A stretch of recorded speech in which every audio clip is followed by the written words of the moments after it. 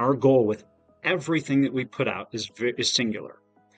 I want to help someone, anyone connecting to our content take that next step. That's it. If they can receive enough value, truth, and then have something that they can apply immediately and take one step, not 10 steps, not all the steps, and maybe not a step that leads them back to us, but it's impactful enough that they got something figured out that now they can start to move. That's always our goal, and that's kind of how we approach the way that we do our content.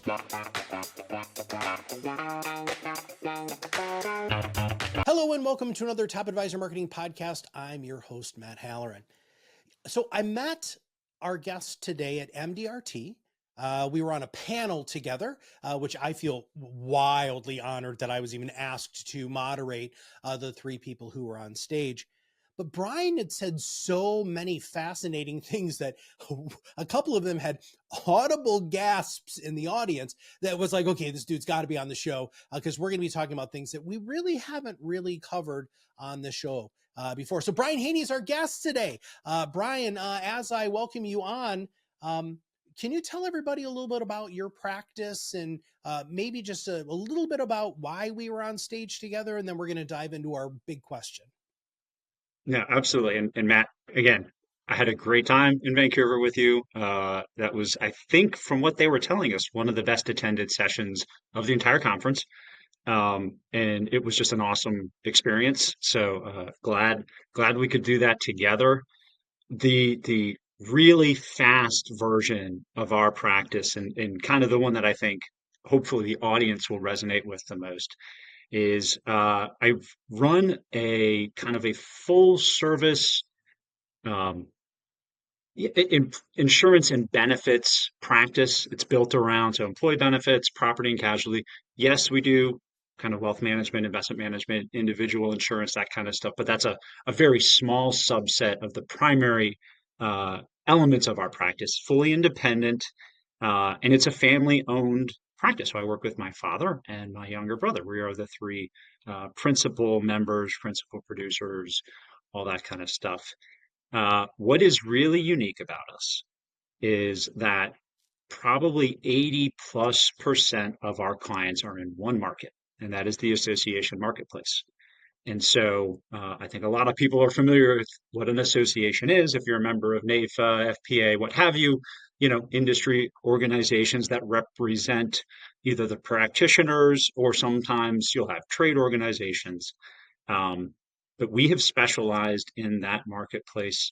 It predates even me because my father, when he kind of got into the business himself, started out as a claims adjuster, but as he was kind of advancing himself, really fell into associations and then decided that that's where he was going to stay. So that's what we did now as a family. All three of us have a professional designation that's pretty important. It's Certified Association Executive, CAE. So we don't want just to have the industry acknowledge that we're really good at insurance for associations. It was really important that we share as significant of an understanding of our market and what a day in their life is actually like. So that way we could really deliver better advice, better value, and frankly, be better professionals. Um, so that was, I guess, not as short of an answer for that, but that's our story, and we're sticking to it. Yeah. That's it. Well, that's exactly what I want. That's the foundation that everything else that I'm going to talk to you today about is going to be built on. So on stage, one of the things that you had talked about was yes, this is a multi-family, multi-generational family focus, but it did take a while, right? So for you guys to be recognized as the organization that really provides services to these association executives and these associations, can you give our audience a realistic time frame on how long you guys, whether that's a hunch or quantifiable with data, how long it took you to really be known? Because you're known, we're going to get to that in a second, but you're known as that guy or that firm for that niche. How long did that take? Yeah, I'm going to answer it in two parts. Okay. So I have to start with my dad because he planted the flag.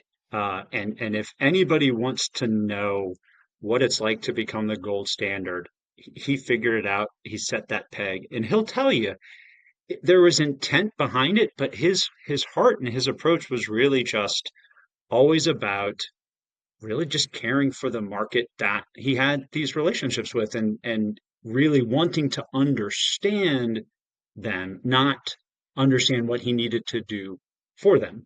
And so kind of the genesis of that. So within ASAE is where we spend most of our time. ASAE stands for American Society of Association Executives, because in America there's an association for associations, right? Because you got to have that in America.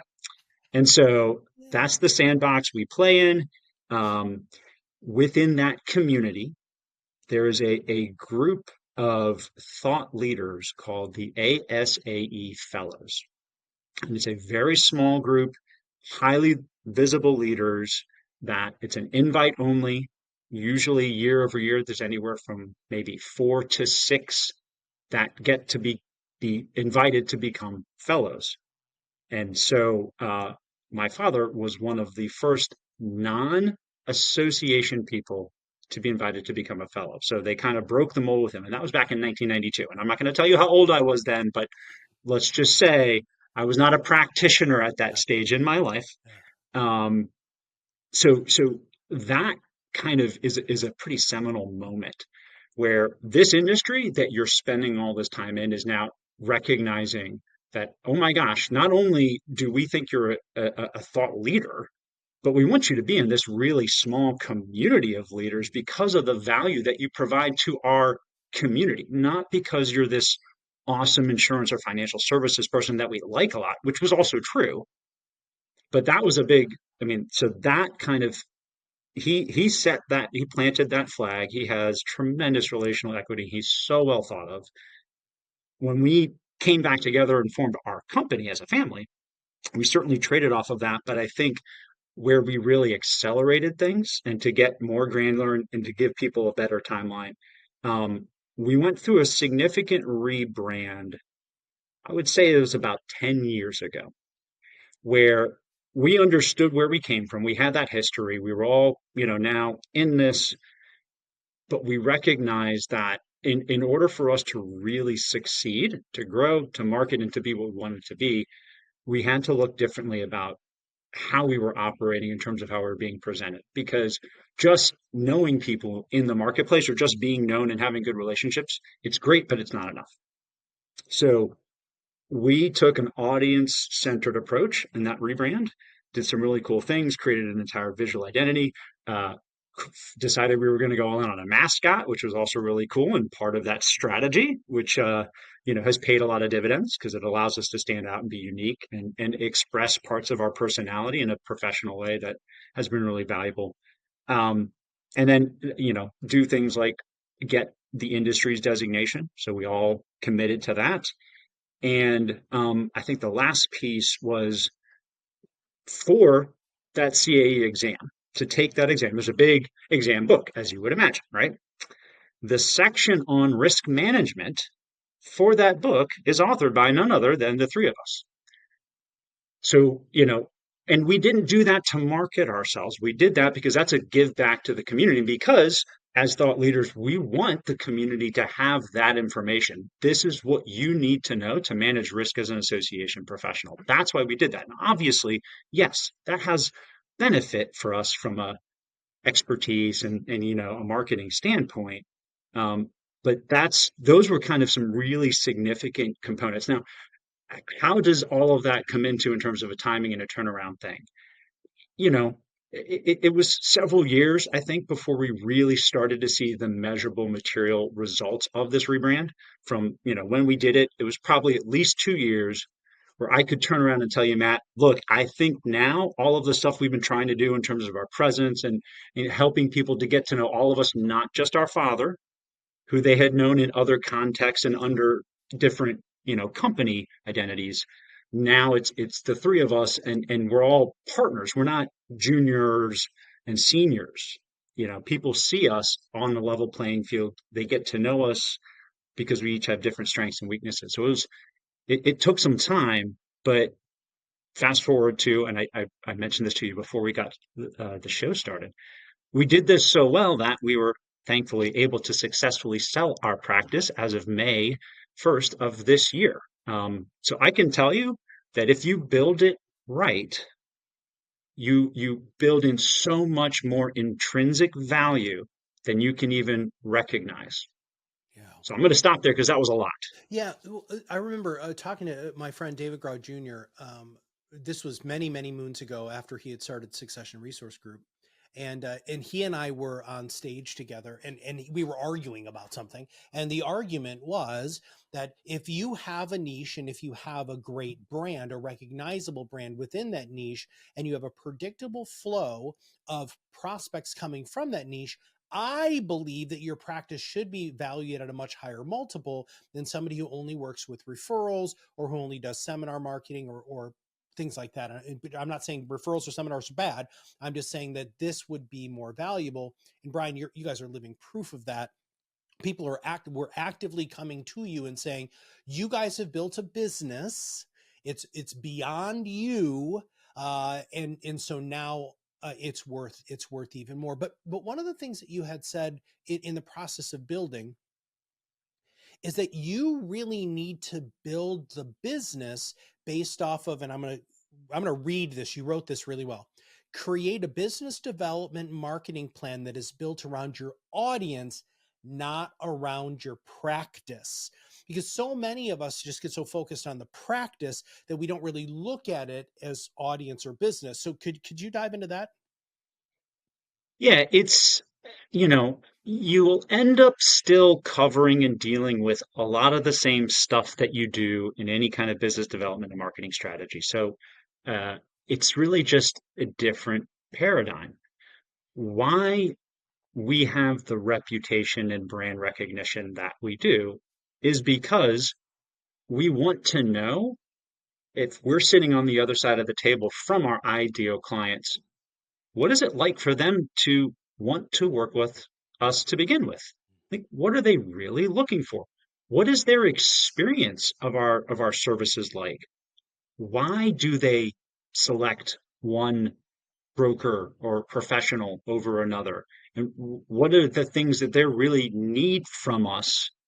Not just regular deliverables in terms of insurance and renewals and all the other stuff, but like, what does an ideal experience look like that elevates things for them, absolutely obviously takes exceptional care of them, but then also creates a stark raving fan experience? Because the best way to get referrals is to not have to ask. Mm-hmm. It's to be referable. Mm-hmm. And if you are referable, you'll never have to ask. And we don't have to ask. And we get anywhere from, a half dozen to a dozen organic leads every single month Mm-hmm.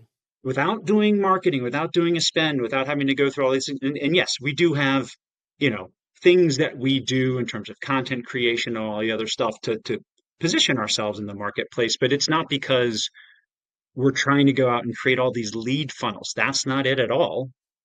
We've just done enough things for enough people, and they're just out there telling our story really effectively. And actually, to a more strategic point, our biggest issue over the last several years is actually refining and helping our clients give us better referrals. We realized that we really needed to help them understand, like, this is kind of our ideal client type. Now, again, we're gonna help and take care of people regardless of size or potential and all that other stuff, because that's what matters to us, and frankly, that's what matters to the market.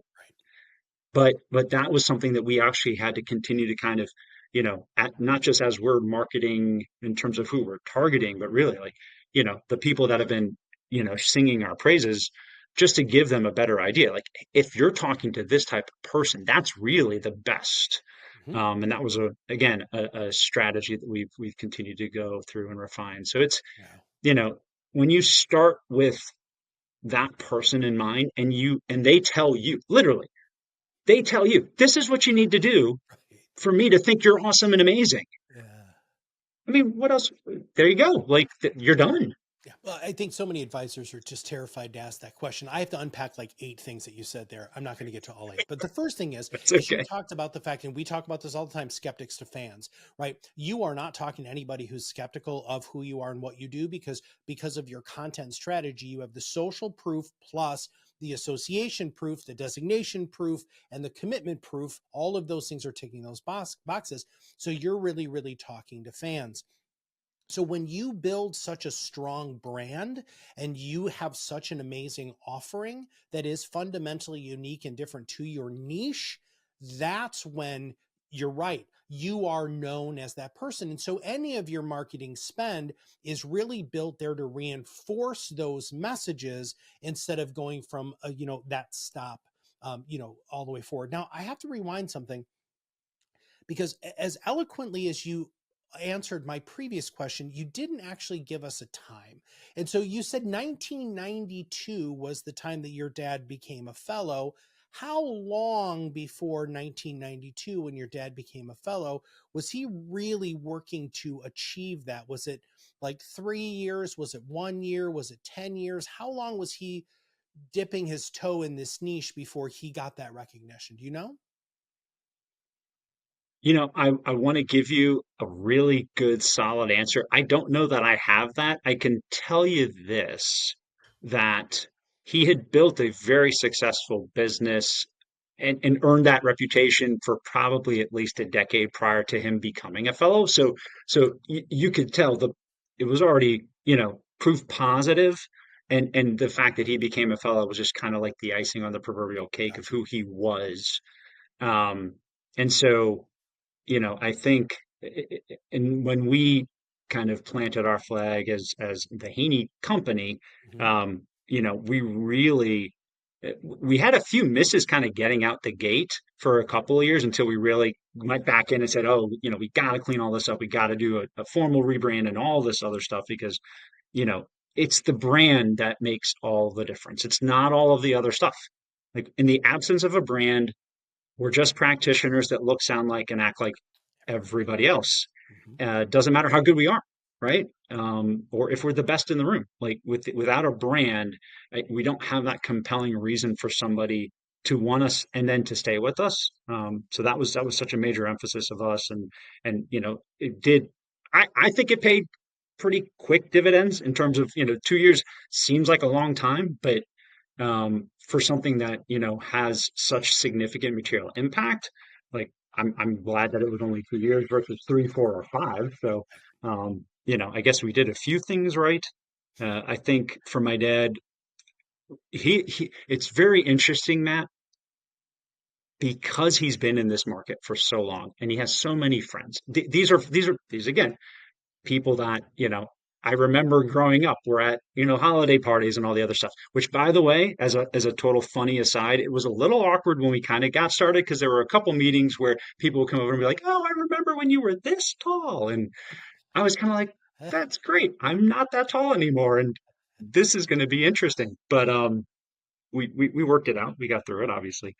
Um, but he criticizes himself a lot because he says a lot of times, I don't know that I've actually been as intentional as I should be with the fellows for business because Oh, he's a giver. And I think that that's another point, right? Your brand will skyrocket when you are willing to go into your target market and just make the market better, whether or not you get business from those efforts. mhm. There's a big difference between going in and being intentional about targeting a market and wanting to get a lot of business from it. There's a different approach when you're saying, no, I do want that, but I want that to be a byproduct of me actually going in and just making the market better. And that's why we have the reputation that we do, because that's true for us. Mhm. We provide content, value, information, resources, whether or not the people in the association space ever end up working with us, because we want those association professionals to be better. We want the association industry to be better. And if we can be a part of that, that's why we're there. Whatever business we get out of it, we're going to be okay with, but that's always our heart, that's always our goal, that's always our value system. Yeah. And that is important. And that's our whole model here, right? Which is one of the reasons why I think you and I just really kind of synced up, and we're like, oh my gosh, we're basically running the same sort of business. Kirk and I decided in 2016, when we met, in 2017 is when we opened our doors, that we fundamentally wanted to change the way advisors looked at marketing. And all we try to do, I mean, you're going to be 480 something episodes, right? We do bi-weekly webinars. We're just constantly trying to do whatever we can to continue to move that needle. And the cool thing is, and much like what's happened with you, we've actually been seeing that needle moving more and more, because there's people who are coming in who are trying to emulate what we're doing or copy what we're doing. And, that's very, very flattering, but means that we're really on the right track. Now, I would be remiss as the host of the Top Advisor Marketing Podcast if I didn't ask you, what the hell are you doing from a marketing perspective? Because you do create a substantial amount of social proof. But let's talk about what you do and then how you do it. Yeah. So as major kind of content components in terms of what we're doing, um, the biggest one is LinkedIn is our social media space. That's our emphasis and our focus. Again, why that's the case is because our audience is there and it matters. It matters to them. They're not on other channels and platforms. Uh, we do have a Twitter account. We do have a Facebook. We've got a few of those other things, but that's not where we spend time trying to really have those as be, content vehicles. But we don't want people to not be able to find us in them. Right. But LinkedIn is where we spend our time in terms of, you know, again, advancing the conversation, the narrative, and not speaking to our audience to get them to do anything, but having collaborative, two-way conversations about things that are meaningful to them and trying to add to that in meaningful ways. Um, I did launch a podcast, and again, why? Because that was a great opportunity, a content strategy that landed with our audience. There were just a lot of people that said, we love listening to podcasts. It wasn't an overly saturated, and interestingly so, probably still isn't an overly saturated place. There's some good association podcasts, but there's just not a ton. So, it all just made sense, and it really was an additional way for us to do content in a way that we could have really good conversations. We could talk about certain topics in a meaningful way that I think allow people to, get that paradigm shift, or hear about something a little bit differently. Our goal, Matt, our goal with everything that we put out is singular. I want to help someone, anyone connecting to our content take that next step. That's it. If they can receive enough value, truth, and then have something that they can apply immediately and take one step, not 10 steps, not all the steps, and maybe not a step that leads them back to us, but it's impactful enough that they got something figured out that now they can start to move. That's always our goal, and that's kind of how we approach the way that we do our content. We have a few what I will call microsites that we've put out there, which are just kind of websites with information that obviously are SEO kind of built, but they're not super glamorous. Just places that, again, we want the community to be able to go to get information, somewhat static and generic, evergreen, if you will. But we have a few of those out there as well. And then really the big thing is just presence in the community itself. So, I do speaking, professional speaking, because associations need a lot of people to speak. They do conferences, they do workshops, they do all kinds of education stuff, and that's important to them. And so, yeah, we plug in there as much as we can, not just to speak to them and invite them to do business with us, but hey, if you need somebody to fill a spot at a conference, happy to do that as well. Okay. Because again, the goal is to add value, to make an impact, to help them do better at what they're doing. And so those are kind of some of those components that I think have been pretty helpful and Do effective. you sponsor those events? I mean, do you have a booth at the association events so that people can come by and pick up trinkets and trash and chat with people? We do, yeah. So ASAE's annual conferences is where we have our booth. We've had it, at least 10 years, if not longer. Okay. And yeah, we are there. That's our largest marketing spend. Um, we do try to get a chance to do workshops when we can. So we submit to speak at the annual conference. I did speak this past year with an attorney. We did a session on risk management, which Oh, was really fun to do. But yeah, that's kind of the big presence when the community's coming together and we're kind of enjoying all of that. So that is that in-person component that we build around. And then there may be things throughout the year, smaller in size and scope or whatever that can change, but that's our biggest kind of spend and kind of conference presence, so to speak. well, yeah, and I don't think we've ever really gotten to that point with any of our guests previously. I mean, obviously we talk a lot about niche marketing on this show because we know that it's vitally important to talk to your ideal client prospect, right? But you guys have really brought this to the next level where you guys are known within that niche. You're speaking within that niche. You have a podcast about that niche. You're creating content about that niche. You're you wrote the risk management section of the qualification test in that niche.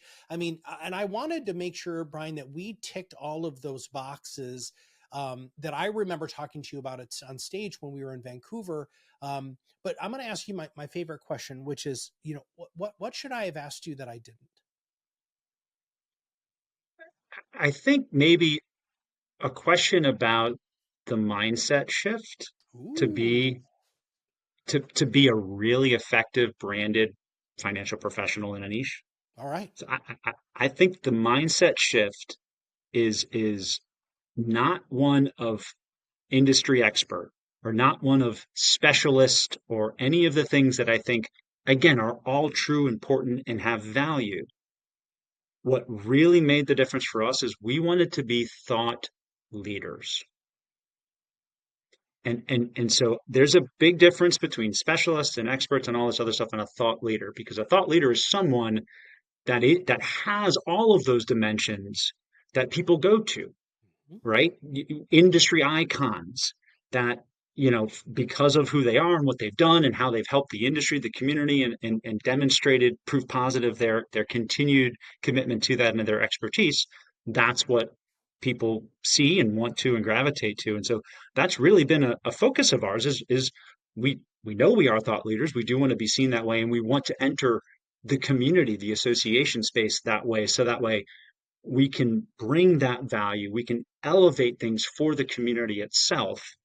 And so I think just if you want to have a paradigm shift, that's a really impactful way to reframe things. And it'll probably then help you as you're going through and looking at branding and marketing and content and all the other stuff, because thought leaders communicate differently than specialists and experts and all the other stuff.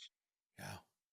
Into in our system, I'm going to proud mouthianize everything you just said there. So we've got an influence continuum, right? And so you start as an apprentice, then you become an expert, and then you become an authority, and then you become a celebrity, right? And and that's really what your celebrity is, what you're talking about. People who are seeking you out because you are that thought leader. That's really what a celebrity is in the world of the expertise economy, which is what you sell in every day, and we do too. And most of us who sell our advice and what's up here instead of a product or a service, a trinket or whatever, we really selling our expertise. And having that as your guiding light, I want to get here and I'm going to start thinking as if I am there. That fundamentally changes everything. I remember the first time, I don't remember, it was years and years ago. It was right before COVID. We were probably 2 years into the business, and somebody had come up to me and said, Matt, you're a podcasting expert. And I was like, really? And then I went to the podcast movement, which is this huge podcasting convention, and I was walking around talking to other podcasters who weren't really students of the game. Now they put on a good show, and some of them were very popular. Um, that was a huge mindset shift for me. And then recently, probably within the last year, we shifted to the next level, which is Matt's not just a podcasting expert. Proudmouth are influence acceleration experts. Our whole goal is to help you become more influential and ticking all of those boxes that you just said. And I want everybody to go back and listen to this entire episode again, not because I'm looking for the plays, because Brian, there's so much there in the spaces in between some of the things that you said that I really want to make sure that our audience pays very close attention to. I could take the next 40 minutes unpacking what you said, but I would rather have people unpack that for themselves, mostly because one, we like to keep the podcast tight. But the other reason is because I know as a coach, that if you make the realization on your own, the probability of you acting on that realization is much higher. And Brian, dude, thank you very much for being on the show today, brother. This was fantastic. If people want to know more about you, your firm, or follow you, where should they go? And I mean, LinkedIn, obviously, but where else should they go? Probably, you can go to my professional speaking website, Sweet. probably because it's easier to remember. So it's just brianjhaney.com. Um, our company, the Haney Company, which now is a division of a great organization called Relation, some of that might be changing. So, but Brian J. Haney will stay, and definitely, I'm extremely findable in the LinkedIn space, and I would love to anybody that listens to this episode and just wants to pick my brain. I am widely available. I love questions. I want our industry, the financial industry, to continue to be amazing. And if I can help you, just reach out. Believe me, I will make the time for it. And I'm so grateful, Matt, that you do what you do. We need more of this because we got a pretty significant hill to climb, I think, to continue to do great things for America as a entire industry. But we're getting there, and so I'm excited to have been here. Thank you so much, and yeah, hopefully maybe there can be a part two if there's enough interest. So. Yeah, and listen, yeah, if you want, if you, all of you want us to dive in more deeply, we can do lots of different things with Brian. We could have him come on. We could do a webinar on this too, because again, I think there really is a lot to unpack. But the reason why I wanted Brian on the show, like I said at the top of the show, is when you really embed yourself in a niche, magical things happen. It doesn't happen overnight, right? Sometimes, your dad in 1992 took that first big step and you're continuing to refine and ride that wave. Or it's something that you need to start today. And I want you to remember that if you start it today, it isn't going to give you dividends this week or next week, or maybe even the next few months, but it is what you're going to do to build a business, not just a practice, that not only you'll have a higher chance of selling, but more importantly, you're going to be able to work with your ideal clients that you want to work with, that you love, and of course, who love you. And if there's anything that we can do for you, if you want to start a podcast with us, we'd be more than happy to sit down and chat with you. Or if you'd like to join our PodRocket Influence Academy, go to podrocketacademy.com. We have all of these wonderful courses there that can help you rise above the noise and be your own loud. And we also have a great thing called Branding 101 in our Brand Basics worksheet that will help you figure out what niche you should go after. So for Brian and all of us here at Proudmouth, this is Matt Halloran, and we'll see you on the other side of the mic very soon.